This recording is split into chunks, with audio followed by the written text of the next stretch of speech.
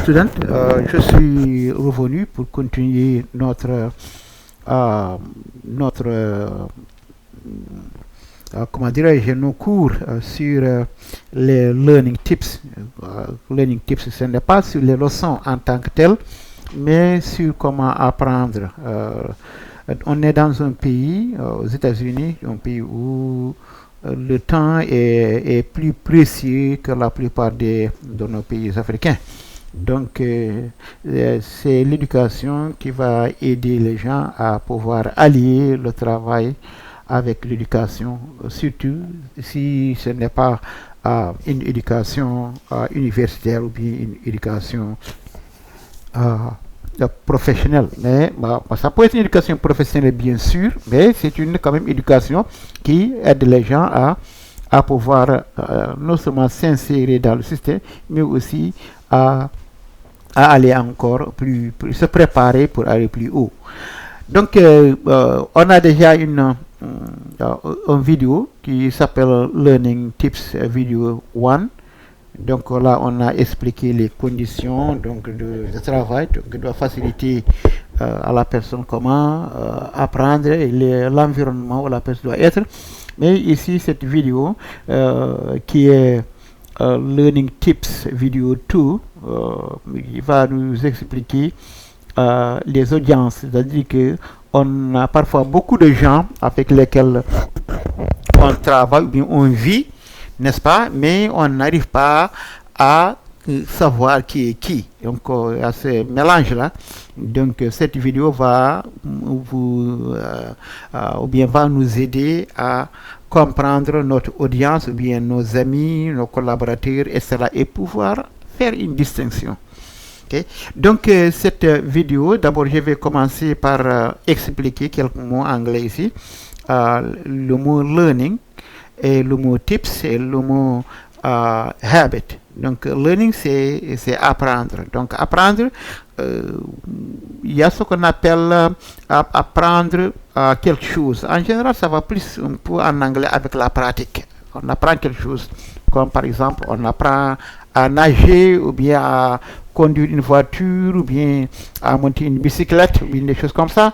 Donc, en général, quand on parle d'anglais, learning, on apprend à parler. Donc, c'est une connaissance plus ou moins pratique. Donc, sinon, on aurait dit study ou studies. Okay. Donc, c'est ça, c'est apprendre. Donc, comment apprendre? Donc, tips, ce sont seulement des conseils, de petits conseils, n'est-ce pas, qu'on donne à une personne pour pouvoir faire quelque chose. Donc, ce n'est pas une grande leçon, mais quand même de petits conseils qui peuvent ajuster, n'est-ce pas, une direction ou bien une forme de choses. Okay. Donc, c'est ça qu'on appelle les tips. Donc, habit, c'est une habitude, on peut créer une habitude. Ici, les Américains ici disent, ou bien certains disent, we are habit creators. Donc, c'est-à-dire nous pouvons créer nos propres habitudes. C'est-à-dire que les habitudes qu'on avait, n'est-ce pas? Donc, il y a de nouvelles habitudes qui vont s'y ajouter. Donc, ces nouvelles habitudes, on a le pouvoir de choix. On peut choisir ces nouvelles habitudes, n'est-ce pas, et se concentrer sur ces habitudes. Mais notre environnement, encore, l'environnement affecte ces nouvelles habitudes. Les habitudes de travail, par exemple, les habitudes de sommeil, les habitudes d'association, n'est-ce pas, et etc., etc. Donc, ici, dans cette leçon, j'ai quand même pu prendre 5 points qui peuvent nous aider à voir notre audience, bien nos amis, nos relations, etc. Donc, surtout dans un environnement où on veut apprendre. Donc, 5 levels of interaction. So, il y a donc 5 niveaux. Ici, il y a 5 niveaux d'interaction. Interaction, c'est-à-dire que les gens donc ont des actions, donc avec les autres. Donc les gens, les uns et les autres, donc ont des relations. Donc ces relations, en général, quand on voit, quand il arrive, quand il s'agit de communication, on a ici, je peux seulement faire les 5 points d'abord. Informing, c'est-à-dire informing, information, chatting, donc causerie, lecturing, discours, teaching, enseigner, et coaching, ça veut dire en général, je crois que c'est coaching, c'est pas seulement conseiller, mais c'est, je ne sais pas exactement le mot coaching en français.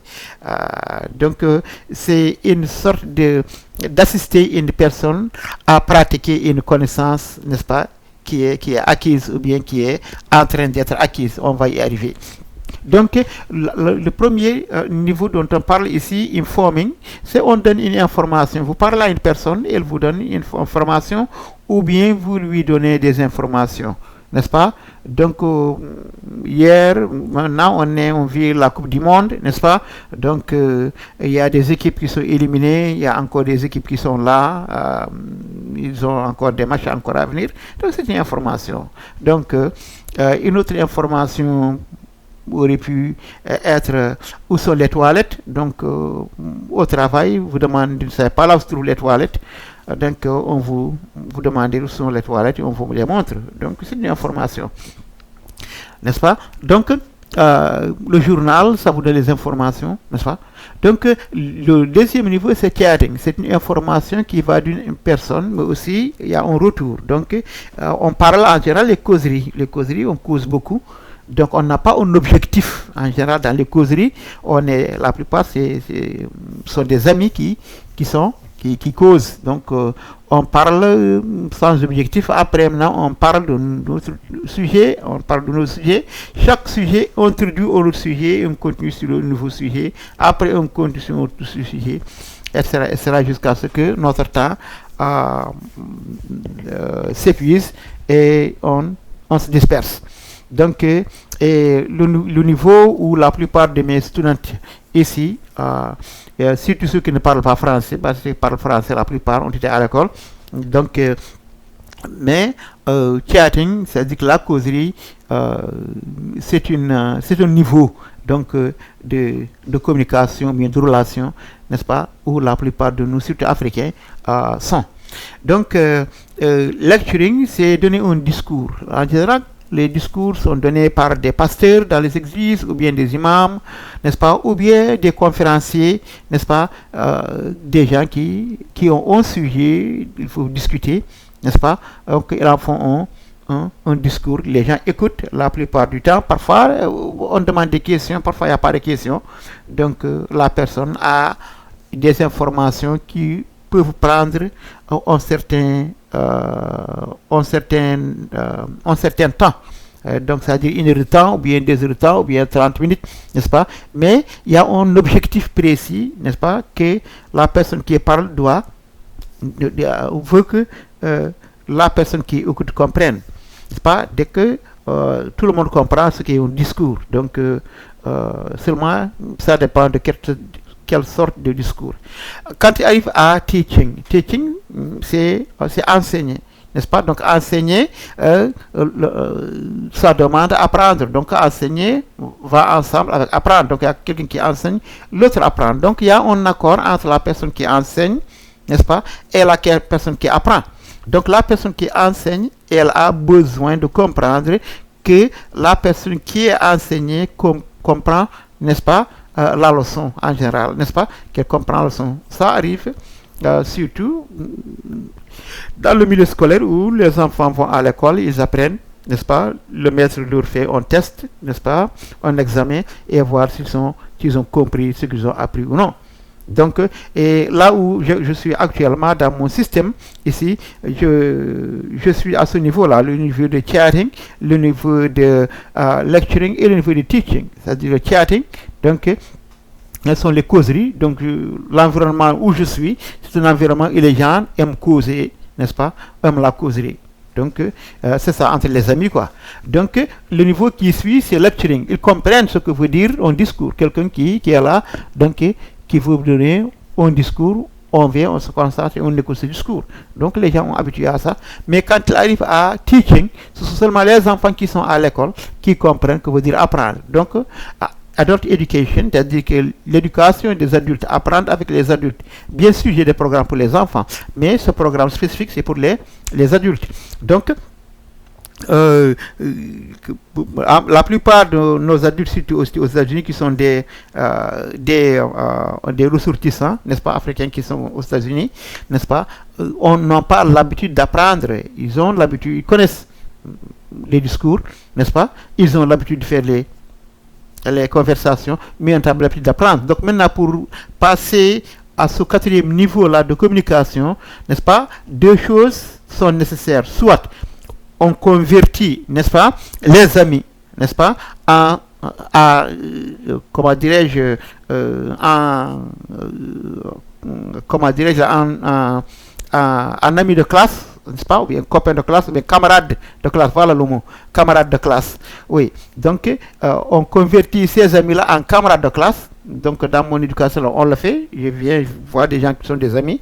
Donc j'essaie de les convertir, n'est-ce pas, en amis, en camarades de classe. C'est-à-dire ils peuvent enseigner l'un l'autre, n'est-ce pas. Donc leur conversation, n'est-ce pas, va porter parfois sur un sujet bien défini que l'un et l'autre doivent comprendre en même temps, ou bien doivent avoir un rapport entre un enseignant et un enseigné. Donc c'est ce défi-là où on est actuellement. Donc pour ceux qui comprennent ça, donc c'est très important dans ce qu'on fait ici, quoi. Sinon, si votre environnement, vos amis ne peuvent pas être convertis parce que les habitudes qui sont en haut sont déjà très solides, donc là, dans ce cas, il faut trouver de nouveaux amis du moins, n'est-ce pas, de nouveaux camarades, n'est-ce pas, qui sont prêts à être des camarades d'études, bien des camarades de classe, n'est-ce pas. Donc, et ça en général, donc avec les contacts que j'ai ici et là-bas,